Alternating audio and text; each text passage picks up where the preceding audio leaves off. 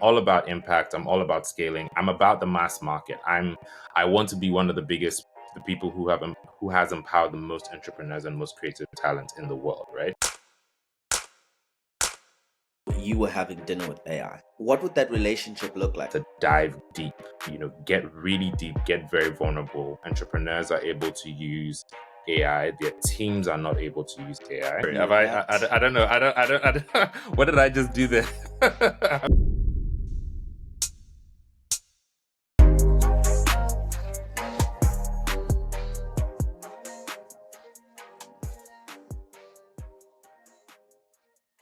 Uncle Sydney Sam.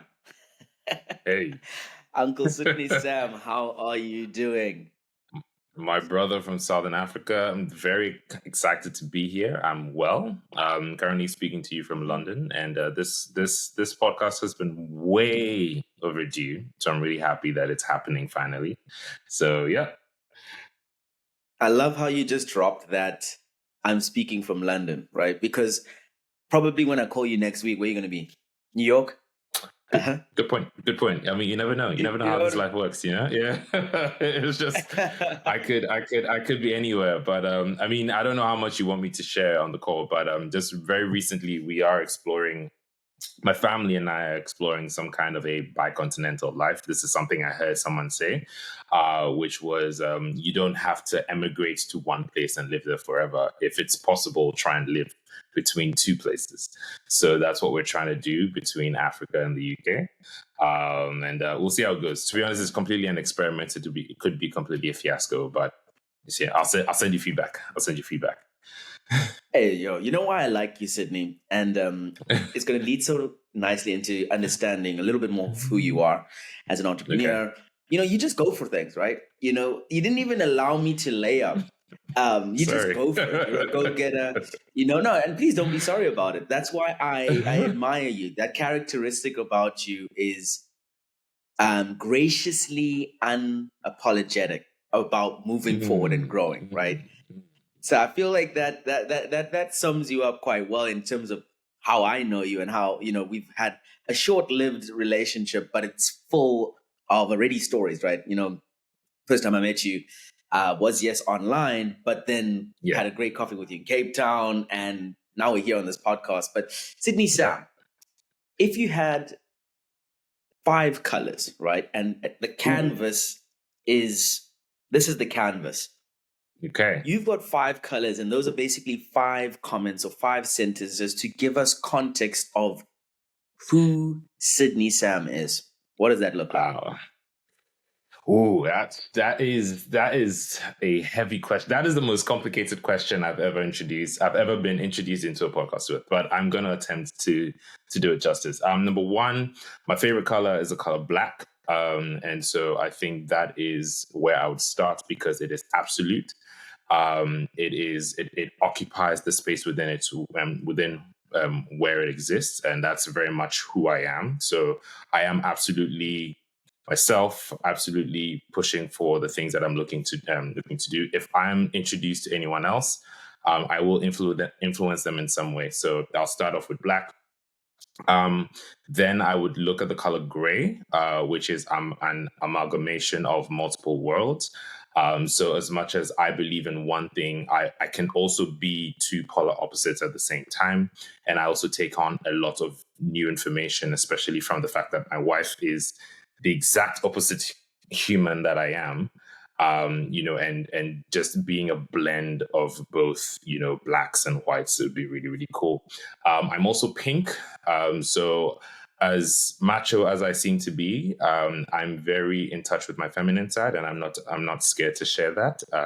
And whoever thinks pink is not a feminine color, you can take it up with the color people. But I would say I'm very in touch with my emotions, very empathetic, very well connected to people. I feel the things I feel, and I don't hold back from that. I'm green because I speak life and bring life and put fire into things. So that's also really, really cool. And I'm wondering what the last one would be. That's a little bit of a tough one, but yeah, maybe a yellow and orange because I'm a lover of life. I like sunlight. I like to, jump into water and just, lie out on the floor in the sun, things like that. So yeah, that's a bit about me. Sydney, that did not look difficult, my man. Black, gray, green, pink, Pink, yellow, orange, yeah. Oh yeah, orange, yeah, yeah, yellow. yeah, yeah, Oh yeah, my yeah, goodness. Wow, that yeah, was yeah. actually so beautiful. Honestly, well done. That was highly impressive. Highly impressive. And you know, I started off with that because this podcast is about getting naked quickly. And you Mm. undressed Ooh. yourself Ooh. like like I'm impressed. Like, and that was so impressive. I would love to give you a round of applause. When I do see you, I'm taking you out for dinner, man. That was so Oh my beautiful. But goodness. the internet is also a beautiful place because it allows me to actually go and find a little bit more about you, right? So I did some digging. And do Oh you know no. what your first post on LinkedIn was? Do you know what you wrote on LinkedIn? Absolutely not. No clue. So it was 10 years ago. Oh, And it also shows that you've, like, when I read it, like you've been in business for a long time, man. Like yeah, yeah, you've done really yeah. good things, and I'll get into that. But 10 years ago on LinkedIn, you wrote, "Get your corporate branding done at Oh the no. WeWork space. Call us today, 054 192 7934."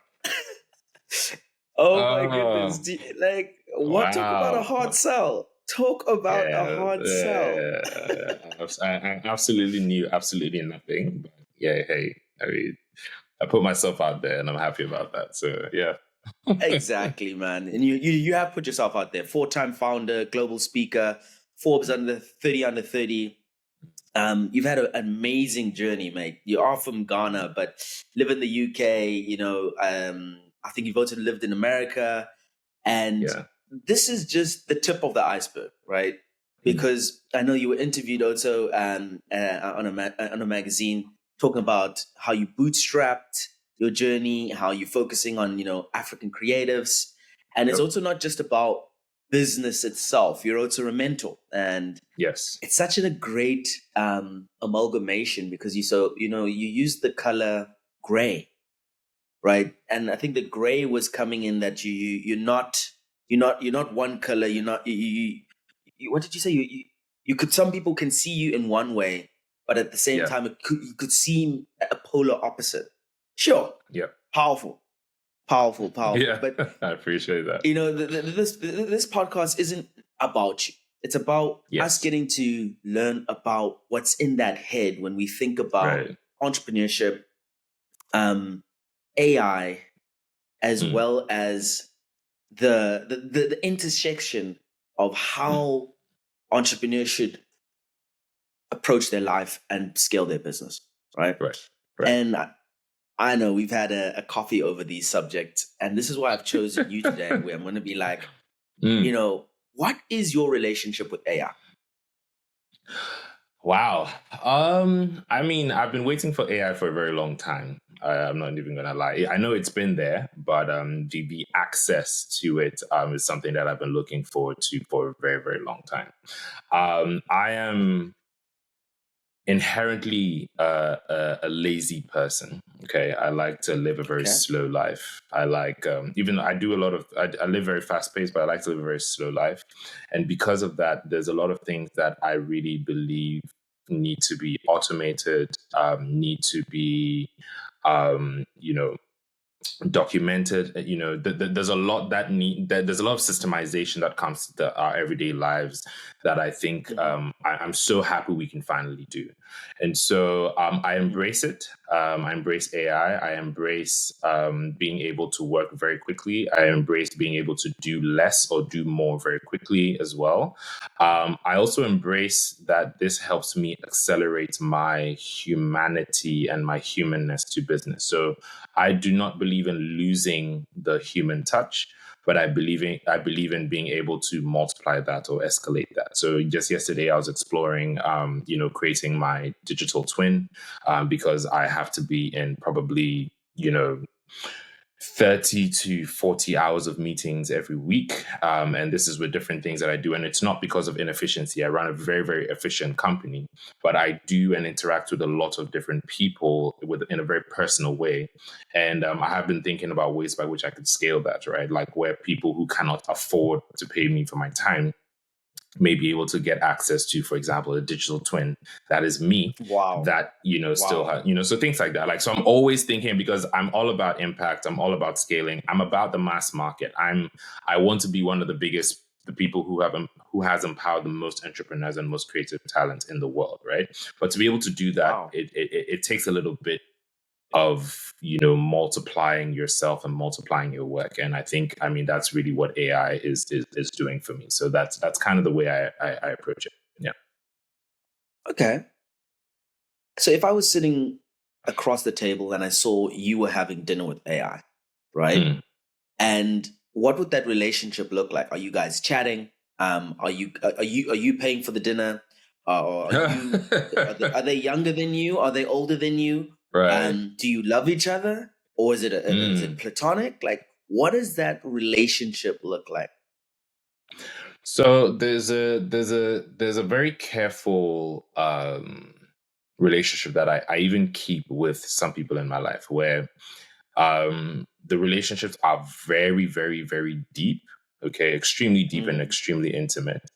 But also are extremely platonic, right? So, for example, I believe I would have asked AI to dinner. I would love to get to know them.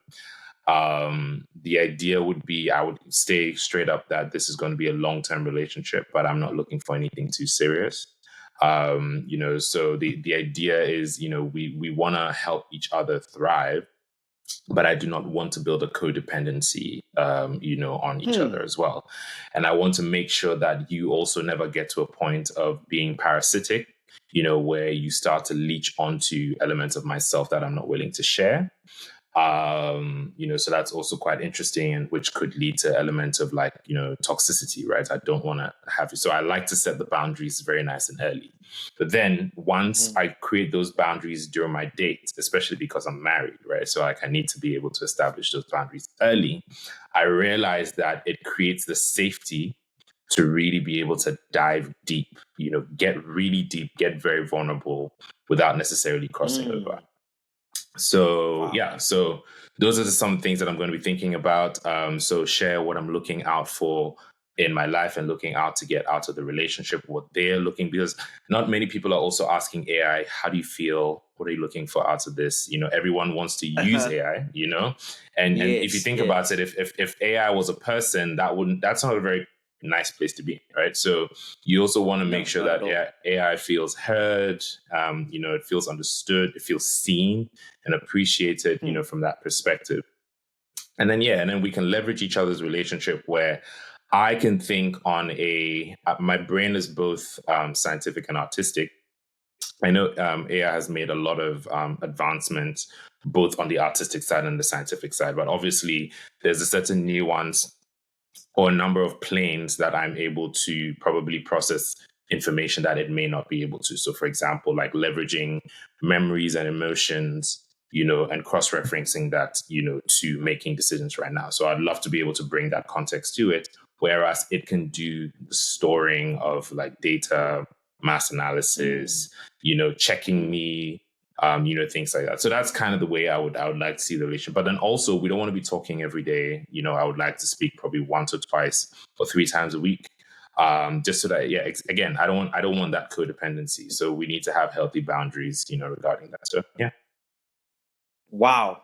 Again, that's a solid relationship. I like it. I, yeah, I I yeah. even took some notes for myself personally.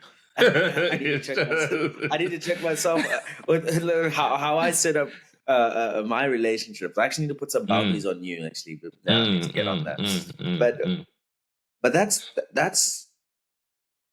beautiful. That is very, very beautiful, Mm. because I think you've actually also alluded to how codependency in any Yeah, relationship is never good. yeah, And more so with something that hasn't even been fully understood, like AI, exactly. because humans are not, we don't even know ourselves, but why do we put so much trust into something that was man-made, but also not fully understood on what it can do. Yeah. Right. So with that, how do you, because you work with a lot of entrepreneurs because you're a mentor and you know, you also got a service-based business. So businesses come to you with their problems. What have you seen is the relationship that entrepreneurs have with AI? Do you see a leaning towards empowerment or more a leaning towards potential threat?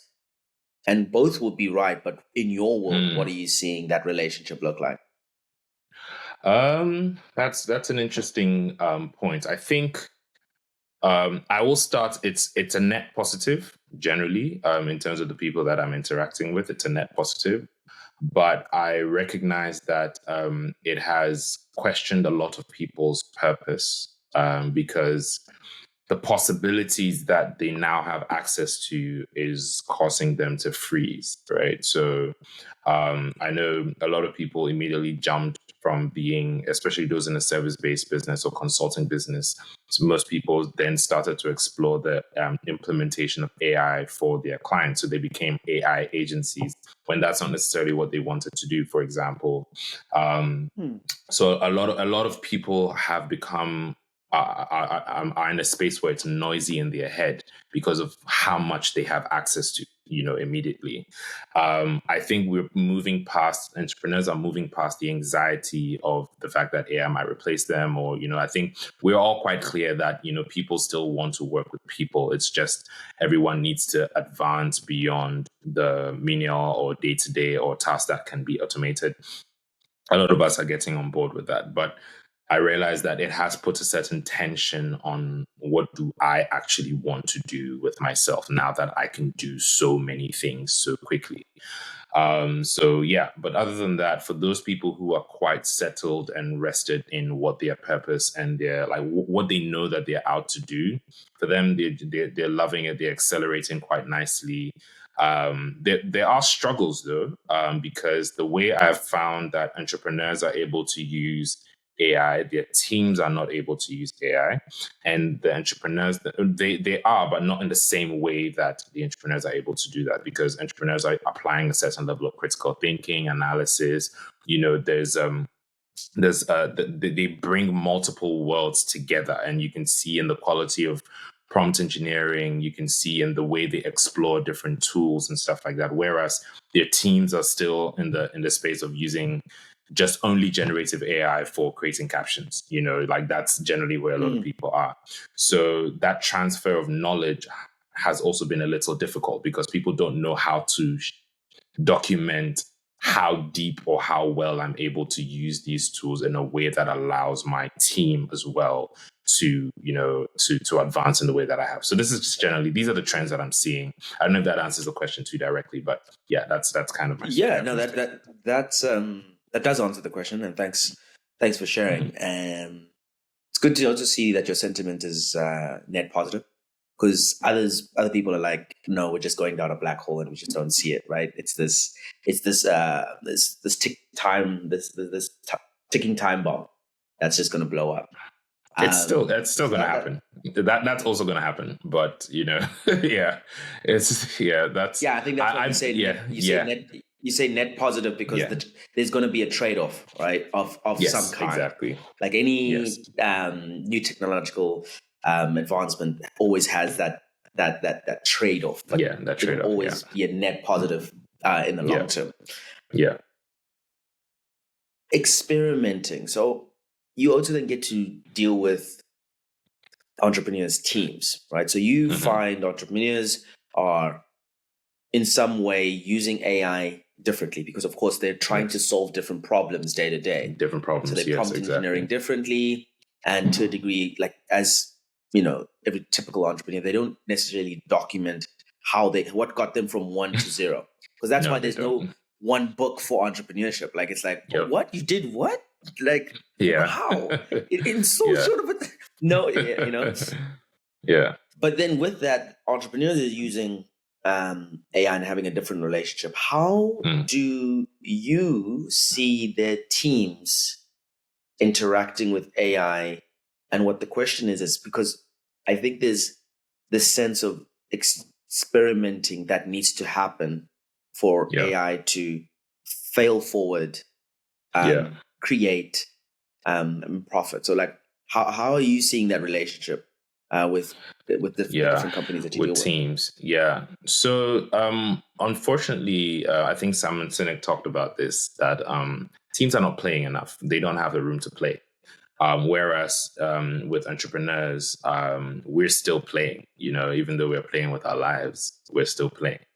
And so I would say that the risk and anxiety around getting things done is forcing teams to think very linearly regarding the availability of tools that they have, right? There's not a lot of, motivation to experiment.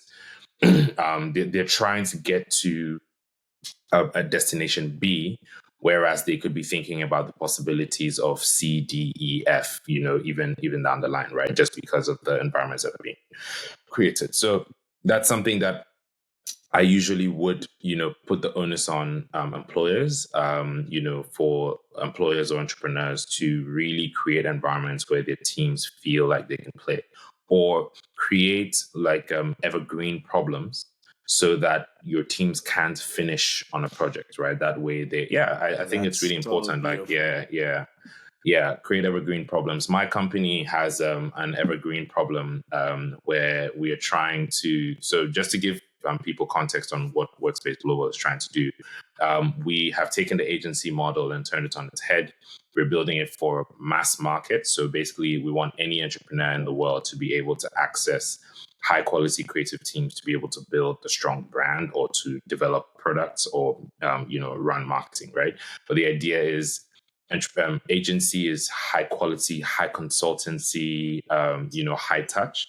Whereas we are trying to re-engineer everything so that we can be high touch, but at scale for 200,000 people, where they get the consultancy they're looking for, they get like all of that, and make it very, very cheap. So currently you sign on for about $300, and we're hoping to make it cheaper in the future.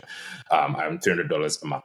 So that's an evergreen problem, right? And currently we're delivering everything we work on in 3 days. We're trying to bring that down to 1 day, and then hopefully if we get to a point we'll deliver that instantly as soon as people ask for stuff. So that's kind of like, so my team is constantly thinking about how to work. So that's kind of like an evergreen problem. Yeah, you wanted to say something, Jason? Yeah. So the let's see, the point of singularity in your business is when deliveries on question, and that's where it's not green anymore. Basically, the problem turns, I don't know, gold. well, I would say, I mean, but that is delivery. But I don't think our customers are satisfied only when they receive work. They also have to apply them to campaigns. It's a quality. So it keeps got to deliver. It's a lot of interesting things that will, when we get to one point, there would be probably still 10 more things we haven't figured out. So we'll be fine. We have a lot of playing. Great concept for business, right? Because we're in business to solve problems, right? And there'll always be that one problem that you want to, that why you started your business. And there's that, of course, that ideal client that benefits from your solution. But to get the in-between for your team to stay creative, competitive, healthy, have an evergreen problem. Wow. Yeah, that's such a cool word. It's a cool concept to have in a business, right?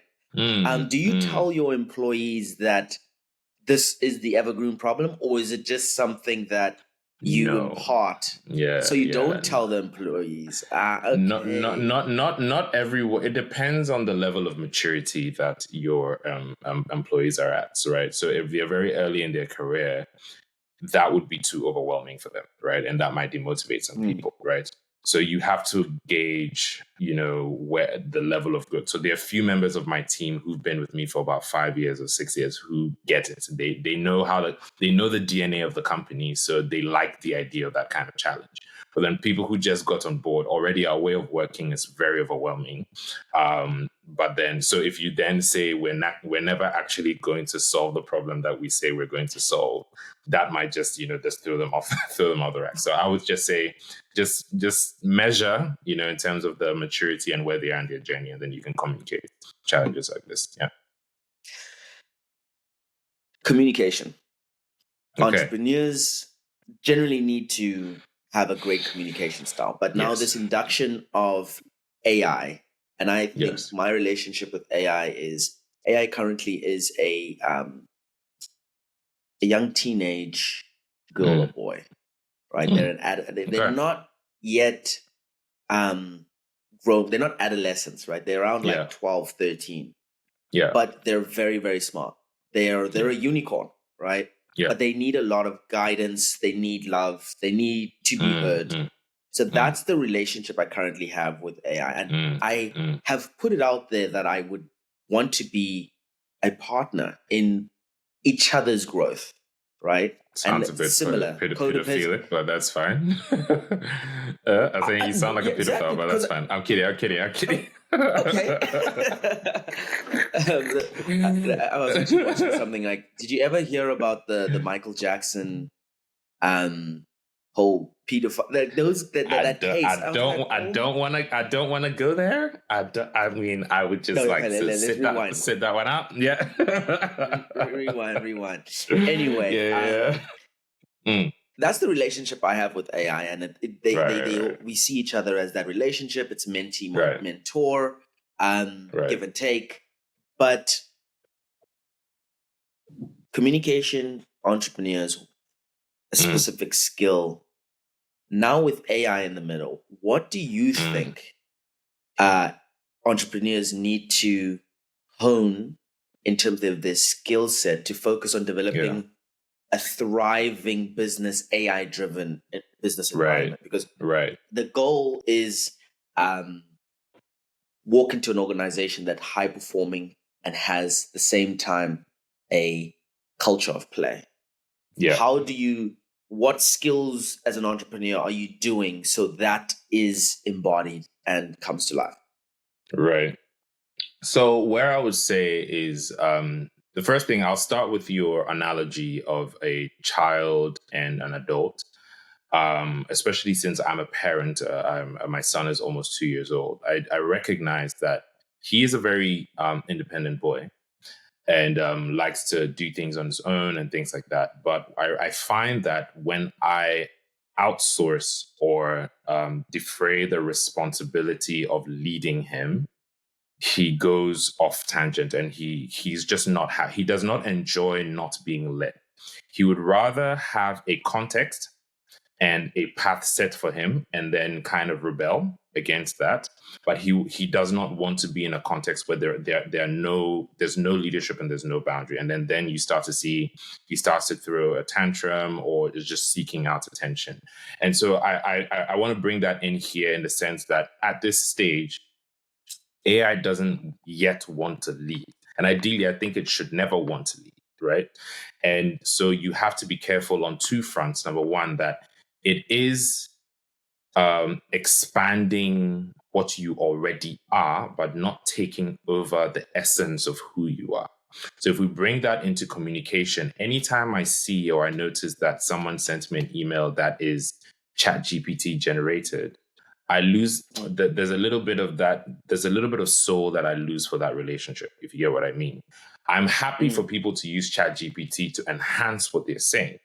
But then, you can immediately tell that this is not the way Jason talks to me, and therefore I don't feel like I'm talking to Jason.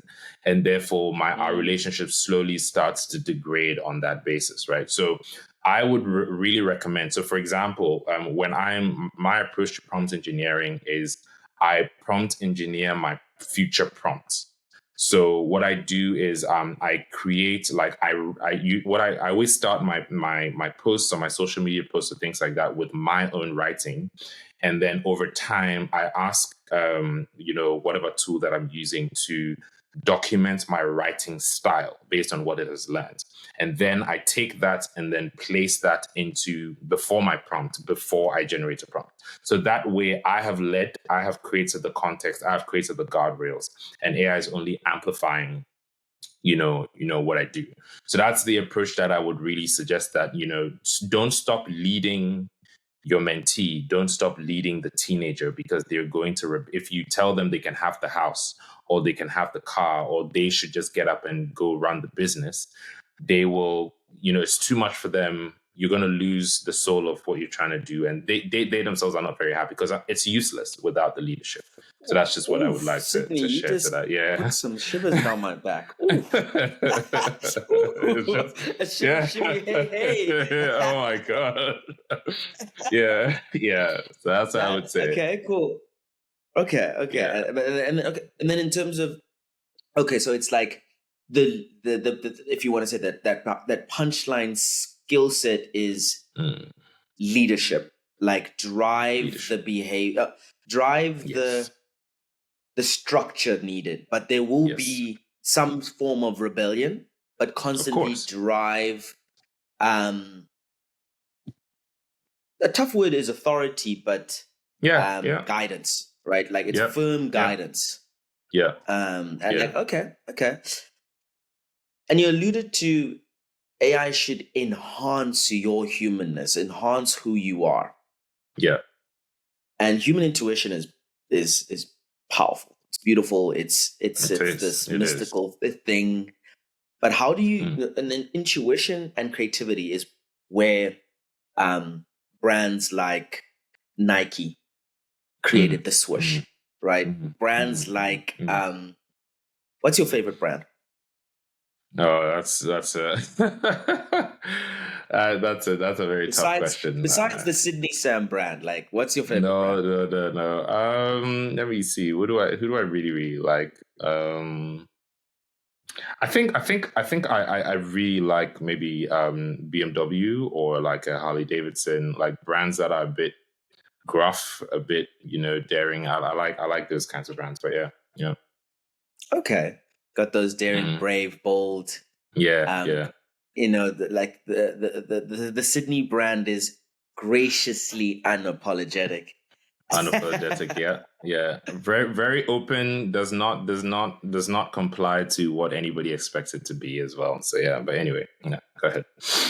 So then, that balance, right? So how do entrepreneurs balance the need for intuition and creativity, but then with an analytical power of AI in their business, right? Because AI is analytical and it's it's data driven from lagging data, right? But I think intuition and creativity is in the moment. It's a feeling when created, when Sydney said something, but I had lagging data.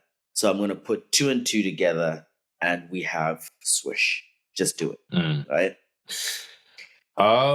Well, the first thing I would say is that a lot of entrepreneurs do not operate with a well-defined hypothesis in general, right? So, especially if you're an entrepreneur and your primary motive is to make money, and you're only tracking your growth based on the amount of revenue that you're generating, you will start to find that your self-esteem, your intuition, there's a lot of things that are just mismatched because you're not creating from within. Your success is external, which is already problematic.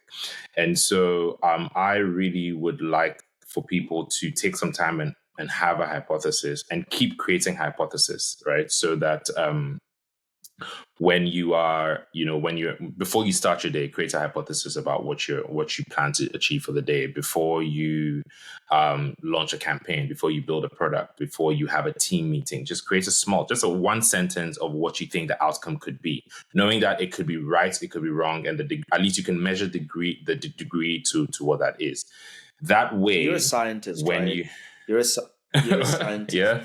And what is your meaning by creating a hypothesis? What does that mean? Like, yeah, create an outcome state that you are working towards that should be true or false, or true to a degree or false to a degree, at least have that context. So for example, it's like starting a journey without a destination.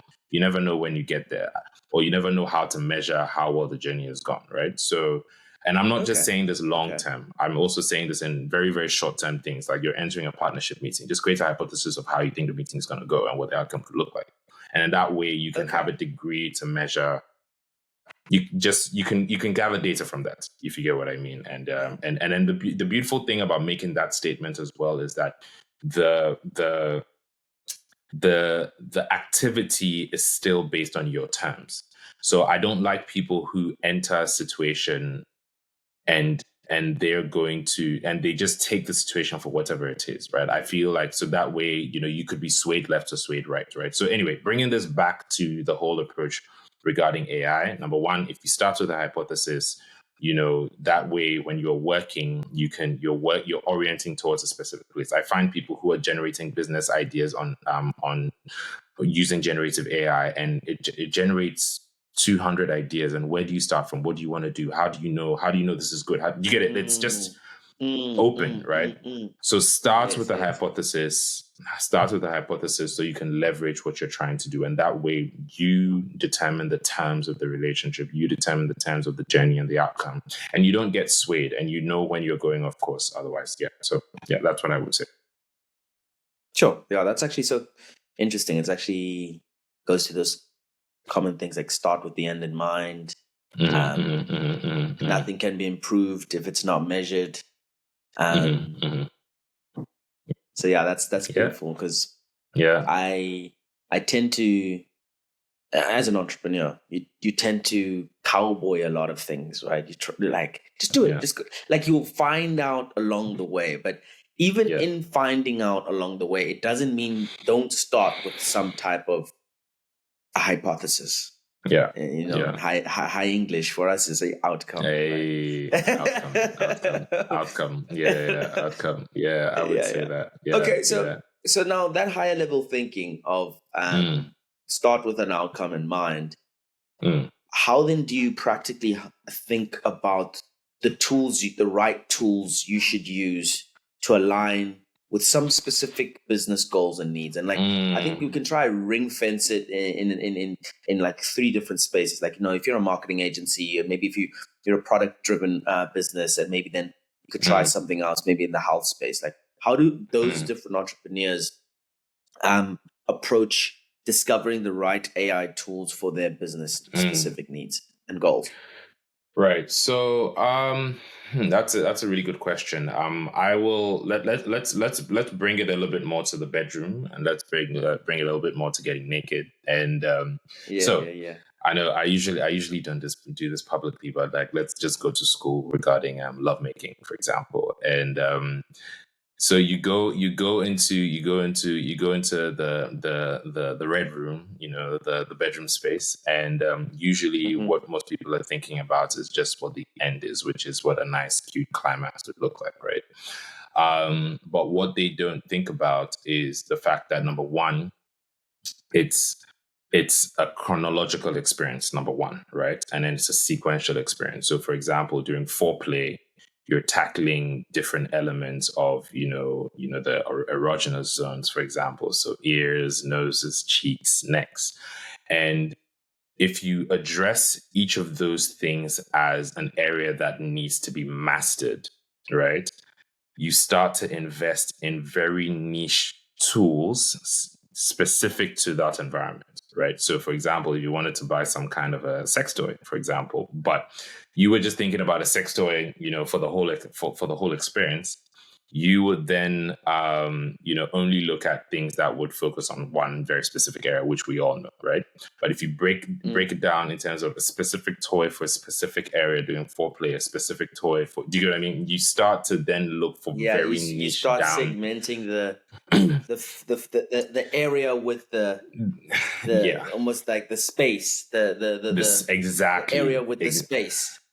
Exactly. Yeah, So and you need to timing actually also. and exactly, you get it. So and timing, when to play a specific tool, how to put it down, how to lay your tools in a way that are all very accessible. So for example, in my browser, I have my bookmarks sectioned in a specific way based on what area I'm working on for the day. Am I working on customer success? These are the things that I need to go to. Am I working on, product development? Am I working on people operations? So that's the way that I would like entrepreneurs to approach that, because that way, because the quality of inquiry to very specific problems is just high. You're able to find very, very specific tools that really solve that problem, right? And that's where mastery comes in, because then you have, it's like a surgeon, and you come in and then you lay out an array of tools, and you're able to, and then the combination of certain things. So, for example, mixing up Perplexity AI with some other generative AI tool on a completely different spectrum. Bringing that together creates fantastic LinkedIn posts, for example. You get it. So that's the only time you're able to see that. If you don't if you don't section things off, niche down, break it down based on timing, break it down based on audience, break it down based on even the way you feel and your mood. It's sometimes the kind of experience you're looking for needs a certain kind of, sexy playlist, or, you want to go something that's more dance. All of these things are important. So that's just the way I would recommend that entrepreneurs think about that. Yeah. Sure. Hey, let's get back. I'm out the red room. I'm out the red room. I'm out the red room. Okay. Yeah. Customer experience. Let's segue. Okay. Customer experience is a nice one that you mentioned, because it Yes. seems like that's something. Are you trying to solve for customer experience? Why did you mention? Yeah, definitely. Customer experience. Yeah. So let's just say, so for example, working in a marketing agency, or let's just say therapy. Let's use therapy. So like BetterHelp, for example, right? Their customer experience is in twofold. Number one, there's the customer experience to get on. So in the customer acquisition phase, so before you get on the BetterHelp app, and then there's the customer experience to experience the BetterHelp app, right? And interestingly enough, the product is also rooted in customer experience, which is actually speaking to a human being. So you can see the different levels of that, right? Now, I think you need to let people know that they need to pay for the level of human engagement. So, for example, I would escalate so I've seen some companies do this very well. So AI text chat for customer service is the entry point. If you want to move to a call, you can move to AI call, for example. If you want to escalate, you then speak to a human agent. But then it's based on, a certain degree. And also in terms of the delivery of your service, maybe you can have an AI therapist, right, at a very low tier price point, $5 a month. Then you can do an AI voice therapist, for $10 a month. And then you can because BetterHelp is quite expensive, especially for people in Africa, right? Like where if you have to pay $150 a month for speaking to a therapist, and I know therapists, need to get paid, but that is the way that I would encourage that people look at that, especially from a customer. And people don't mind if you let them know what they are paying for. That's something I've realized. Yeah. What most companies. Interesting. Yeah. That segues quite nicely, because then it's like you solve for the customer experience problem, but now we're moving to a different stage of the red room, where now the problem is human personal touch. How we've solved for customer experience by offering me a option of something cheap and affordable and direct, right? Yes. But now the problem also is then there's a group of people who might then feel that's impersonal. Yes. Do you So, solve for but that then problem, or how do you solve for that problem? Like, yeah. no, you should. I mean, so I've been following this guy called Alex Hormozy, who talks about $100 million Yeah, yeah, offers, and yeah, and I yeah. mean, I love his work. You know, because when you're doing the brainstorming about creating an offer that makes people feel stupid to say no, you're supposed to outline every possible problem or challenge that your potential customer might face, right? So I think it is important to solve for all levels of the spectrum. You don't have to build your business to solve all of it at once, right? So you can build your business so for example, currently we are starting off with our early tier entrepreneur, low budget, kind of thing. And then as we increase our levels of engagement more to enterprise and stuff like that, we can increase the price. But we are not going to restructure our business to do all of it at the same time. So just to come back to your question, let's just say, think about it this way. If you were paying for an escort, right, versus paying for a prostitute that you picked up on the street, right? I'm sure there are even like tiers. I've never been. I mean, just please, nobody should come shoot me. But then the idea is that if you wanted to get some action in your car, for example, so also, please, I'm a Christian, so this is all very very off. But yeah, anyway, you want to get some quick action in your car. You know what you're paying for. You know what you're signing up for. That's like a low tier offer. If you wanted her to go home with you or take you to her place, right? That's a certain tier offer. If you wanted a conversation where you take the person to dinner and take them to a networking event based on the level of engagement, that's a much higher tier. You get it, and you can be the same prostitute or same person delivering that service, can deliver all of that, but obviously she cannot service, all customers. She Everyone. cannot service everyone in that same way all the time. You get it? So that's a good way to think about, the customer experience perspective using AI, especially if you let people know and, and be honest, be upfront with it, and then scale them up on the basis of that. I think it's a great way to approach things.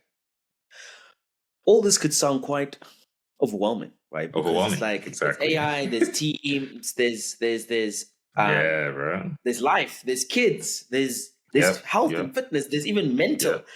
What's your advice for entrepreneurs who feel overwhelmed by the pace of AI and the advancement and are unsure where to start, or some have started, like you say, they had a business and now they just pivoted into becoming AI focused businesses, which then now has forced them to lose their passion and love for this thing that they love, which is their own business. And some people call their business their baby.